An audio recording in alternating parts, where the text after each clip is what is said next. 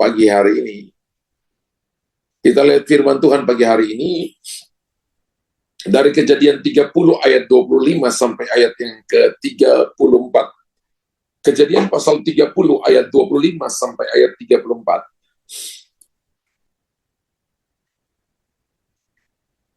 Ini temanya di atas Yakub memperoleh anak ya. Setelah Rahel melahirkan Yusuf, berkatalah Yakub kepada Laban, izinkan aku pergi supaya aku pulang ke tempat kelahiranku dan ke negeriku. Berikanlah istri-istriku dan anak-anakku yang menjadi upahku, selama aku bekerja padamu supaya aku pulang, sebab engkau tahu betapa keras aku bekerja padamu. Ayat 27, tetapi Laban berkata kepadanya, sekiranya aku mendapat kasihmu, telah nyata kepadaku bahwa Tuhan memberkati aku karena engkau. Lagi katanya, tentukan upahmu yang harus kubayar, maka aku akan memberikannya. Ayat 29 berkata, sahut Yakub kepadanya, engkau sendiri tahu bagaimana aku bekerja padamu, dan bagaimana keadaan ternakmu dalam penjagaanku. Ayat 30, sebab harta milikmu tidak begitu banyak sebelum aku datang, tapi sekarang telah berkembang dengan sangat, dan Tuhan telah memberkati engkau sejak aku berada di sini. Jadi, bilakah dapat aku bekerja untuk rumah tanggaku sendiri? Ayat 31, kata Laban, apakah yang harus kuberikan kepadamu? Jawab Yakub, tidak usah kau berikan apa-apa kepadaku. Aku mau lagi mengembalakan kambing dombamu dan menjaganya, asal engkau mengizinkan hal ini kepadaku.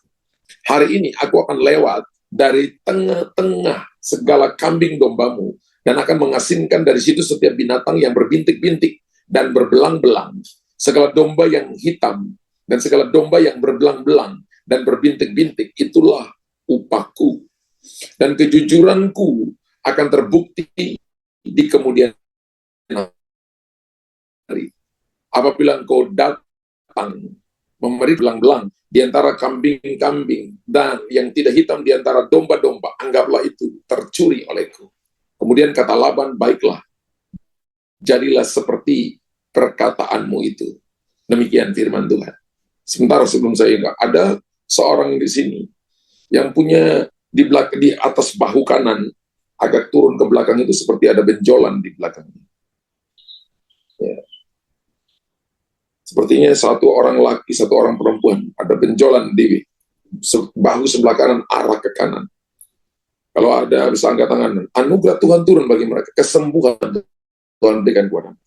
Aku katakan, Yeremia pasal 33 ayat 6, Tuhan telah memberikan kesehatan, kesembuhan, kesejahteraan, keamanan yang berlimpah-limpah. Dan aku cabut setiap tanaman yang tidak ditanam oleh Bapa di sorga. Menurut Matius 15 ayat yang ke-13 sampai kesembuhan terjadi, kekuatan Tuhan berikan kepada mereka. Sembuh pulih. Menurut Yesaya 53 ayat yang ke-5, bilur-bilur Yesus sudah menyembuhkan mereka. Dan Yesaya 55 ayat 11, setiap firman yang keluar dari mulut Allah tidak pernah kembali dengan sia-sia. Firman itu melaksanakan apa yang dikehendaki, berhasil dalam apa yang disuruhkan kepadanya. Dalam nama Yesus. Haleluya. Puji Tuhan. Kalau ada yang datang di pagi hari ini, saya tulis di kolom komentar. Itu saya. Dan Tuhan telah menyembuhkan Anda. Puji Tuhan. Saudara, saya baca sebuah buku yang sangat bagus sekali. Nanti saudara bisa nanti baca ya. Nama bukunya itu nanti saudara baca. Nama bukunya adalah bukunya itu berjudul Well Done. Ya, bukunya itu berjudul Well Done. Ya, bagus sekali. Anda kalau coba cari toko buku ada enggak itu. Ya, buku itu menceritakan ada seorang yang bernama Demas. Dia meninggal tahun 2002. Ya, meninggal tahun 2002. Ia tidak hanya mewariskan ribuan restoran Wendy's-nya. Jadi dia ini yang punya restoran Wendy's, saudara ya. Jadi dia meninggal dengan mewariskan ribuan restoran Wendy's-nya. Dia bukan hanya mewariskan ribuan restoran Wendy's-nya, tapi juga mewariskan pengalaman dan kerja keras yang dihargai karena nilai-nilainya yang sangat-sangat mendarat di bumi atau membumi. Dan di antara nasihat-nasihat bijak yang ia jalani selama hidupnya, wira swastawan ini, seorang bisnismen ini yang sangat murah senyum, memberi pandangan bagaimana seharusnya orang Kristen mengisi hidupnya. Jadi Dave Thomas ini adalah seorang yang takut Tuhan, saudara, yang punya Wendy's, saudara ya. Dia seorang yang takut Tuhan. Nah, Thomas di masa mudanya itu banyak pengaruh oleh neneknya untuk mengenal Kristus. Ingat, kalau kita takut Tuhan, itu akan mempengaruhi anak-anak kita, mempengaruhi cucu-cucu kita. Dave Thomas ini, dia di sewaktu muda dipengaruhi oleh neneknya, karena neneknya cinta Tuhan luar biasa. Dan dikatakan begini, mengatakan bahwa umat percaya harus menjadi orang Kristen yang mau menyingsikan dengan baju. Buku yang tadi saya katakan berjudul Well Done itu, Thomas berkata begini, orang Kristen yang mau menyingsikan lengan bajunya adalah orang yang melihat bahwa melihat pekerjaannya sebagai iman dan perbuatan. Iman itu bukan cuma saya katakan, saya percaya Yesus, tapi iman itu harus dibuktikan melalui perbuatan, melalui pekerjaan. Iman tanpa perbuatan, Alkitab berkata, itu adalah iman yang mati. Tapi iman yang disertai dengan perbuatan adalah iman yang penuh dengan kuasa iman yang hidup.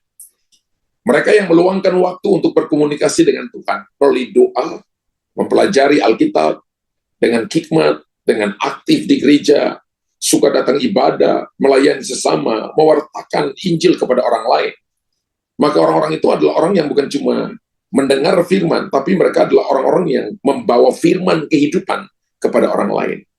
Dave Thomas juga menyebut mereka sebagai orang yang tadi kenal, yang melakukan lebih banyak kebaikan daripada semua orang Kristen yang termasyhur. Jadi orang-orang yang mempelajari Alkitab dengan mereka yang mempelajari Alkitab dengan sungguh-sungguh, hikmat, ibadah. Dalam buku dan itu dia berkata begini, orang-orang seperti ini tuh melakukan lebih banyak kebaikan daripada semua orang Kristen yang termasyhur. Pernyataan ini lebih berisi daripada burger Wendy's yang berlapis 3. Saya sengaja tulis itu karena ini merupakan sebuah perkataan yang ditulis oleh Dave Thomas. Dan Thomas tidak hanya sadar bahwa kerja keras diperlukan untuk menjalankan bisnis restorannya, tetapi dia sadar bahwa dibutuhkan iman di dalamnya. Amin. Kalau kita baca tadi Kejadian pasal 30, ayat 25 sampai ayat 34, saya lihat bahwa ada orang yang kerja keras, dan akhirnya dapat upah. Tapi Kejadian pasal 30, ayat 25 sampai 34, kita lihat bahwa ada orang yang kerja dengan iman juga. Makanya tema khotbah adalah pekerjaan iman. Tuhan itu memperlihatkan kepada kita bagaimana cara bekerja dengan baik. Dan Yakub adalah seorang pekerja keras. Pekerja untuk upah, tapi bekerja dengan iman juga. Perhatikan apa yang dikerjakan oleh Yakub pada saat dia bekerja di tempatnya Laban, papa mertuanya. Alkitab katakan ketika Yakub bekerja di tempatnya Laban, maka Yakub berkata, waktu aku datang, kambing dombamu belum banyak, tapi sekarang sudah sangat melimpah. Tuhan sangat memberkati Laban karena Yakub.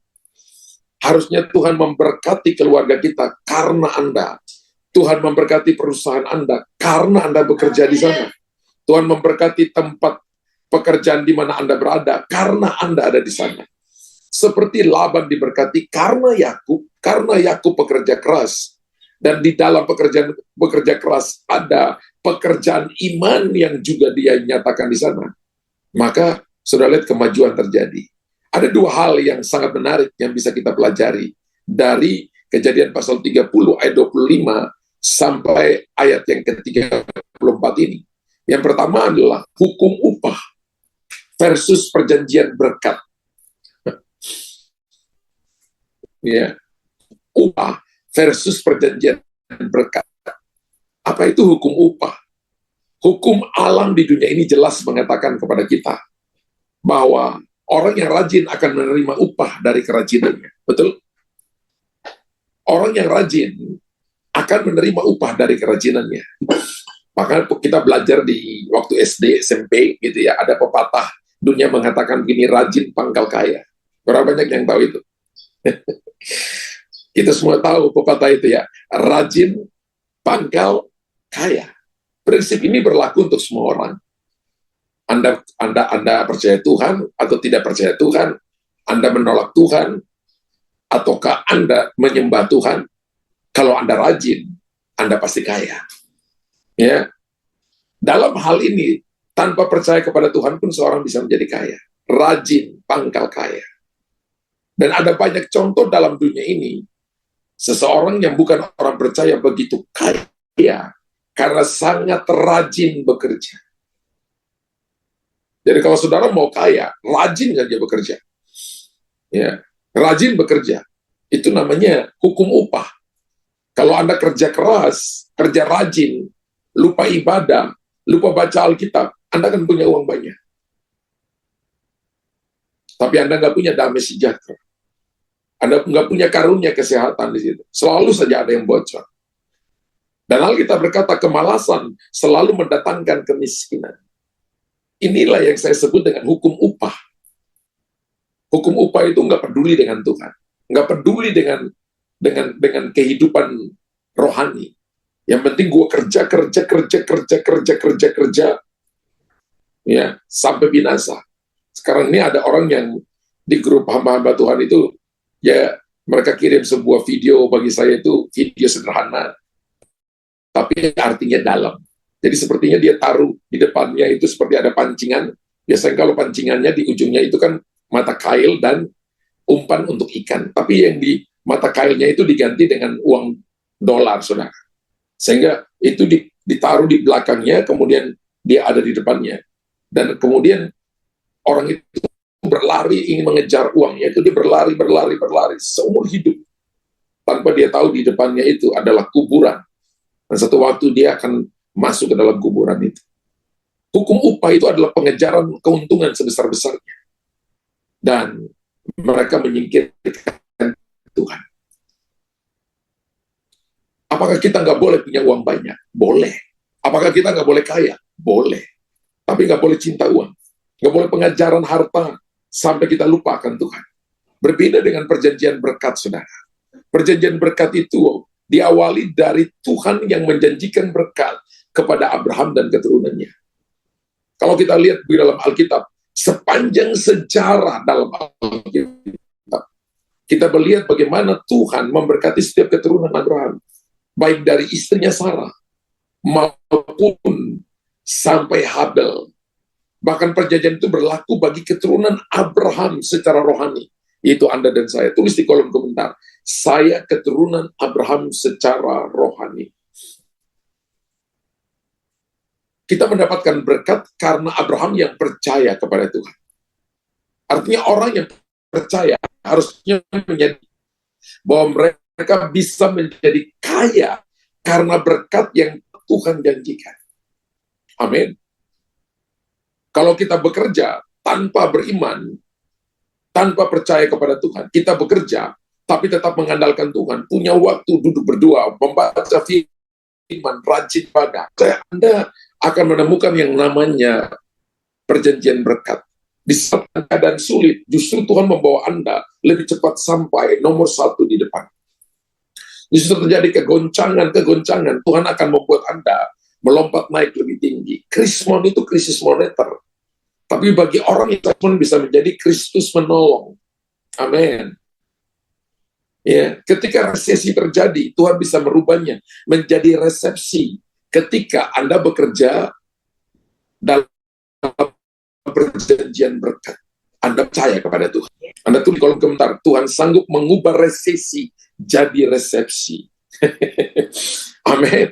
Jadi kita ini nggak takut dengan masalah, nggak takut dengan persoalan. Karena kita punya perjanjian berkat dengan Tuhan.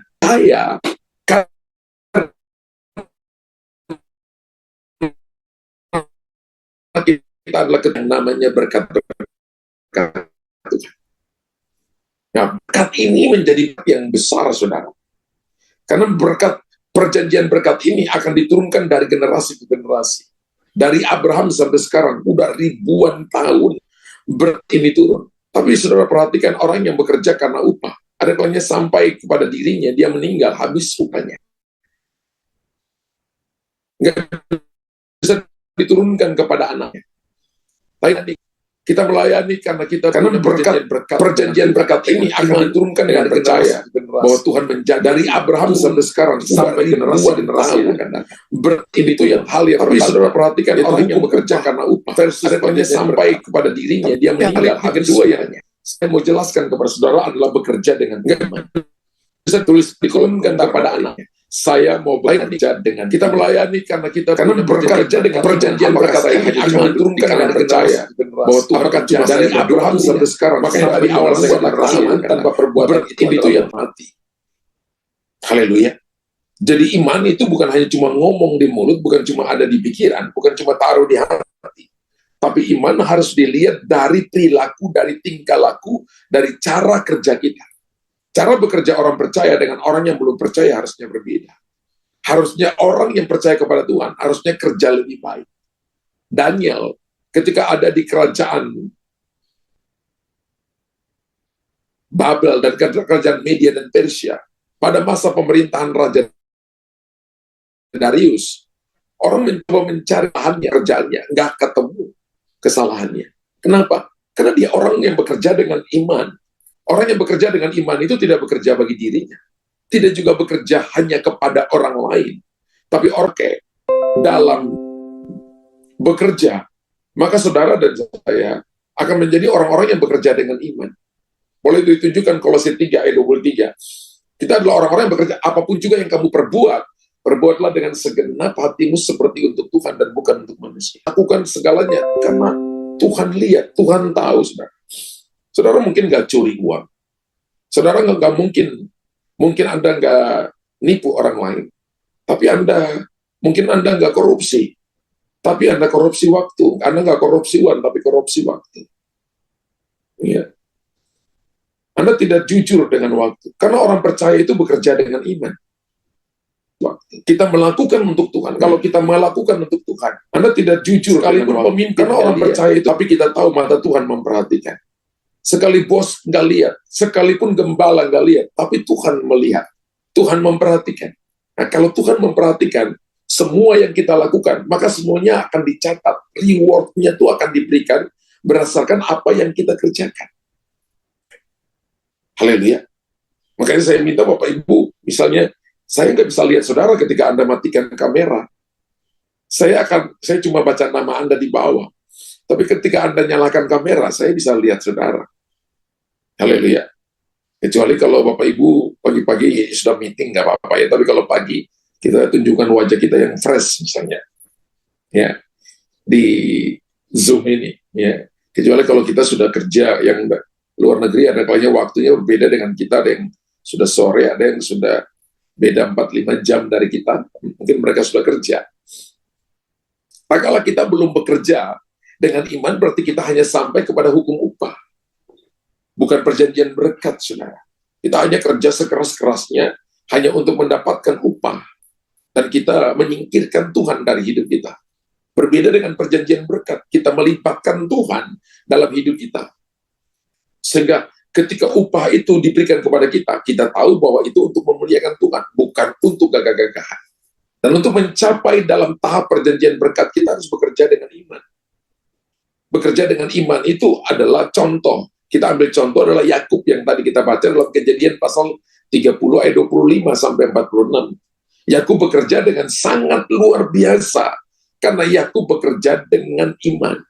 Yakub berkata kepada Laban, papa mertuanya, waktu aku datang dombamu sedikit, tapi sekarang sudah bertambah banyak. Kenapa? Karena Yakub bekerja dengan iman. Bagaimana caranya kita bekerja dengan iman? Ada beberapa prinsip bagaimana bekerja dengan iman. Yang bekerja itu, yang pertama itu adalah begini, bekerja dengan iman berarti membangun partnership, membangun hubungan dengan Tuhan. Bapak Ibu tulis, bekerja dengan iman adalah membangun hubungan dengan Tuhan. Kekristenan tanpa hubungan itu adalah kematian. Amin. Kekristenan tanpa firman itu kelumpuhan. Jadi ya, iman dengan firman itu harus satu keseimbangan, saudara. Ya, kemudian dipadatkan, digoncangkan, jadi kuasa yang luar biasa yang dinyatakan. Bapak Ibu perhatikan baik-baik, Alkitab berkata bahwa beberapa prinsip bekerja dengan iman, tadi saya katakan bahwa harus punya hubungan dengan Tuhan. Kalau kita nggak punya hubungan dengan Tuhan, kita nggak akan lihat hasil yang maksimal. Dan firman Allah berkata bahwa Yakub, dia bekerja benar-benar, dia melibatkan Tuhan dalam pekerjaan yang dia lakukan. Sehingga apa yang Laban percayakan kepada dia, menghasilkan hasil yang berlipat-lipat kali ganda. Perhatikan Amsal pasal 10 ayat yang ke-22. Amsal pasal 10 ayat yang ke-22. Berkat Tuhanlah yang menjadikan kaya. Wow. Berkat Tuhanlah yang menjadikan menjadikan kaya, bukan payah, maaf. Berkat Tuhanlah yang menjadikan kaya, susah payah tidak akan menambahinya. Susah payah itu adalah pengejaran kepada upah. Saudara boleh kaya tapi nggak percaya Tuhan dengan sungguh-sungguh, maka Anda cuma menikmati bagi dirimu sendiri. Alkitab katakan itulah kesia-siaan. Tapi kalau kita bekerja dengan melibatkan Tuhan, hasilnya akan turun, legasinya, warisannya akan turun kepada generasi, kepada anak kita, kepada cucu kita, kepada generasi-generasi yang akan datang. Jadi generasinya turunnya itu kekal, saudara. Dan akan terus diingat oleh Tuhan. Karena berkat Tuhanlah yang menjadikan kaya. Susah payah tidak menambahinya. Membangun hubungan dengan Allah itu berarti cara kerja kita harus sesuai dengan standar Tuhan. Bukan korupsi, bukan menginjak orang, menjatuhkan orang, bukan hancurkan orang. Istilah dunia itu adalah ikan besar makan ikan kecil, bukan seperti itu. Ya. Membangun partnership dengan Tuhan itu berarti cara kerja kita harus sesuai dengan standar Tuhan. Memang tidak dipungkiri kalau misalnya satu perusahaan besar, satu gereja yang besar akan menjadi daya tarik, orang kepingin tahu. Itu hal yang normal. Tapi ingat baik-baik bahwa prinsip-prinsip standar Allah bukan tertanam pada hal-hal yang besar saja. Tapi prinsip-prinsip kerajaan Allah dimulai dengan hal-hal yang kecil. Kalau kita setia dengan perkara kecil, maka kita dipercayakan perkara besar. Kalau kita bertanggung jawab dalam perkara yang kecil, maka kita akan dipercayakan perkara-perkara besar.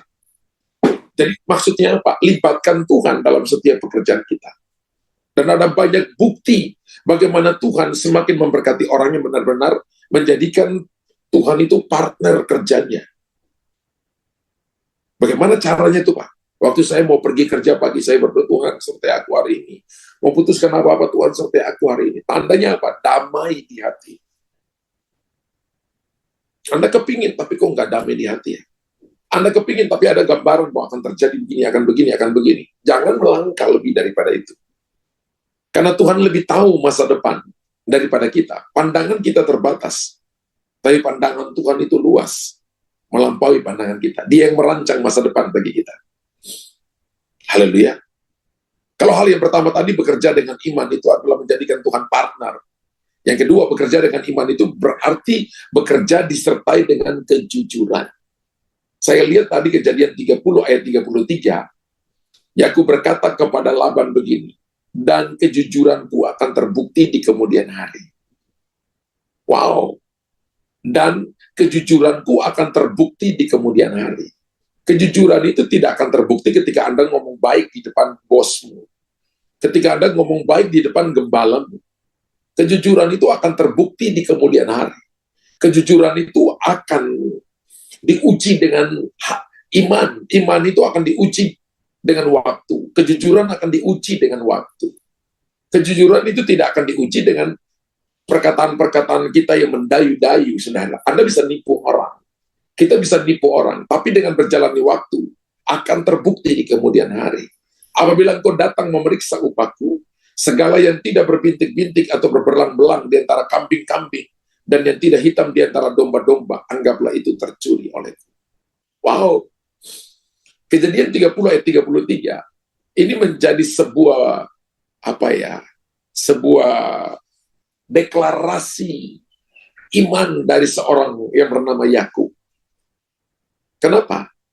Saya katakan ini deklarasi iman. Karena Yakub berani berkata kepada Laban tentang kejujurannya dalam bekerja. Belum tentu loh, saudara. Banyak daripada kita yang jujur dalam bekerja, jujur dalam melayani. Belum tentu. Ya. Karena kejujuran itu adalah isi hati kita dengan Tuhan. Yang bisa tahu cuma kita dengan Tuhan. Kita yang tahu dan yang tahu adalah Tuhan. Tapi Yakub berani berkata kepada Laban tentang kejujurannya dalam bekerja. Pendapat dunia mengatakan begini. Ya, pendapat dunia mengatakan begini. Kalau terlalu jujur dalam bekerja, kita sulit untuk mencapai sukses dalam bekerja. Sebab teman-teman saya nipu, teman-teman saya begini, teman-teman saya harus berbohong untuk bisa dapat ini, untuk bisa dapat itu, untuk bisa naik lebih tinggi, untuk ini. Nggak bisa jujur. Itu pendapat dunia dan itu bukan pendapat Tuhan. Kejujuran adalah produk kerajaan Allah. Bapak Ibu tulis di kolom komentar. Kejujuran adalah produk kerajaan Allah. Mungkin waktu engkau jujur hari itu ada orang yang tersakiti. Mungkin waktu engkau jujur hari itu, engkau kehilangan 1-2 teman. Tapi jujur itu produk kerajaan Allah. Engkau kehilangan 1 orang, tapi engkau akan memperoleh ribuan kali lipat di depanmu. Engkau akan memperoleh puluhan kali lipat di depanmu, jutaan kali lipat di depanmu. Amin. Bekerja dengan iman itu mengajarkan kepada kita bekerja yang disertai dengan kejujuran. Jadi kalau Bapak Ibu lihat seseorang yang bekerja disertai kejujuran, maka dia mempraktekkan prinsip-prinsip kerajaan Allah di dalam pekerjaannya. Ketika kita bekerja di luar daripada ini berbahaya. Setan akan mengintervensi pekerjaan kita, sehingga pekerjaan kita bukan menjadi berkat bagi banyak orang, tapi akan menjadi cemoohan bagi banyak orang. Karakter orang percaya akan nampak dengan jelas pada saat berada dalam pekerjaan. Iya. Saat berada dalam pekerjaan itu karakter seseorang akan nampak dalam pekerjaan. Saudara, misalnya Anda mau memasukkan, Anda kerja, Anda misalnya punya bank atau Anda punya perusahaan, terus Anda mau memasukkan seseorang untuk membantu Anda, membantu Anda misalnya di bagian keuangan, pasti Anda nggak akan pilih sembarangan orang. Anda akan tahu bahwa orang yang akan kerja itu jujur, karena dia akan pegang uang perusahaan, dia bikin laporan perusahaan. Anda akan tahu bahwa 1 rupiah pun tidak akan hilang di tangan orang ini. Dia tidak akan mengambilnya, dia akan mempertanggungjawabkannya dengan baik. Tidak mungkin Anda ambil orang-orang yang ada di jalanan, yang Anda tidak kenal orangnya sama sekali, yang tidak bisa kelihatan jejak rekam kerjanya dengan baik. Ya, Anda akan perhitungkan dengan sangat matang, saudara. Hal yang sama juga dengan Tuhan.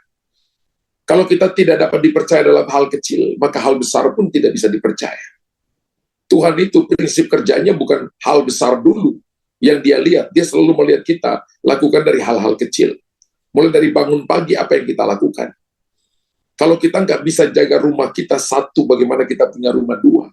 Kalau kita nggak bisa bersihin tempat tidur di 1 kamar, bagaimana kita mau punya 5 kamar? Kalau kita nggak bisa jaga 1 sepatu kita, bagaimana kita akan diberikan sepatu yang baru? Kalau kita tidak bisa mengurus 1 mobil, 1 motor, 1 sepeda yang ada pada kita, bagaimana kita akan diberikan kendaraan yang lebih baik daripada itu? Ada kalanya Tuhan uji kita dengan hal-hal yang kita punya sekarang, untuk melihat apakah kita setia bertanggung jawab atau tidak. Wow. Jadi hal yang kedua ini penting. Bekerja dengan iman berarti bekerja yang disertai kejujuran. Yang berikut, yang ketiga adalah bekerja dengan iman. Itu menumbuhkan kreativitas dalam bekerja. Kalau kita baca ayat Keluaran pasal Kejadian pasal 30 ayat 35, 42, kita lihat Yakub benar-benar orang yang kerja dengan sangat kreatif. Ya. Orang berkata kerja cerdas, kerja keras. Ya, Yakub ini adalah orangnya. Kerja cerdas, kerja keras. Cerdas itu karena dia punya keintiman dengan Tuhan. Cerdas itu karena dia jujur, dia membawa prinsip-prinsip kerajaan Allah dimasukin dalam pekerjaannya. Kemudian kerja keras itu, bekerja dengan iman itu menumbuhkan kreativitas dalam bekerja. Jadi kalau kita lihat orang bekerja dan tidak punya kreativitas dalam bekerja, dia nggak kerja dengan iman, saudara. Dia nggak kerja dengan iman. Atau Anda nggak punya kreativitas. Anda menerima visi mimpi dari para pemimpinmu, tapi Anda tidak melanjutkannya. Dan Anda orang yang sebenarnya hidup tapi mati, saudara. Saya percaya bahwa Tuhan kita adalah Tuhan yang bekerja dengan kreativitas tinggi. Amin. Tuhan kita adalah Allah yang bekerja dengan kreativitas tinggi. Kalau Allah yang bekerja dengan kreativitas tinggi ada pada kita, ada dalam kita, have Jesus live in us. Yesus tinggal pada kita. Harusnya kita juga bekerja dengan kreativitas tinggi. Ketika kita menjalin kerjasama dengan Tuhan dalam pekerjaan kita, maka Tuhan akan mengimpartasikan kreativitasnya dalam pekerjaan kita. Ini harus dibangun, saudara. Ini harus dibangun. Siapa yang mengajarkan kepada Yakub tentang bagaimana dia bisa mendapatkan domba-domba yang menjadi upahnya, kalau bukan Tuhan yang mengajarkannya? Siapa yang memberikan kreativitas ini kepada Yakub sehingga dombanya jadi domba yang berbelang-belang? Kalau Bapak Ibu lihat, dia kumpul domba-domba yang kuat, kemudian dia kupas kulit pohon. Ini orang kreatifnya luar biasa. Dia nggak nipu loh, saudara. Dia katakan, kejujuranku akan aku pertanggungjawabkan di kemudian hari. Ketika domba-domba itu dia taruh dan kemudian berkelamin, dan kemudian mereka melahirkan anak, kulitnya itu, bulunya itu jadi berbelang-belang seperti yang, wah ini orang luar biasa. Dan dia ngomong dengan lawan pertama, yang berbelang-belang milikku. Yang putih, yang hitam polos, putih polos itu milik Laban. Tapi yang berbelang-belang, ada hitam dan ada putihnya, itu milik Yakub. Ini terjadi karena Tuhanlah yang memberikan Yakub kreativitas. Sebab Yakub menjadikan Tuhan partnernya dalam bekerja. Dia kerja dengan jujur. Kemudian apa, saudara, yang ketiga itu adalah dia bekerja dengan kreativitas. Kalau ini Bapak Ibu dan saya miliki, maka kita akan melihat perkara-perkara besar. Pertanyaan sederhana itu begini, bagaimana dengan cara kerja kita? Bagaimana dengan cara kerja kita? Kalau Yakub melakukan kepada kambing domba, kita melakukannya kepada manusia, kepada jemaat, kepada domba-dombanya Tuhan. Bagaimana dengan cara kerja kita? Bagaimana dengan cara pelayanan kita? Baru kepada hukum upah atau sudah masuk kepada yang namanya hukum iman? Mari kita tentukan hari ini dengan cara bagaimana kita bekerja. Dan saya berdoa supaya kita bekerja dengan iman, melibatkan Tuhan di dalamnya. Jadikan Tuhan partner, bekerja dengan jujur, bekerja dengan penuh kreativitas, dan orang akan melihat manifestasi. Orang akan melihat Tuhan menyertai kita, dan nama Tuhan dipermuliakan. Tuhan memberkati Bapak Ibu.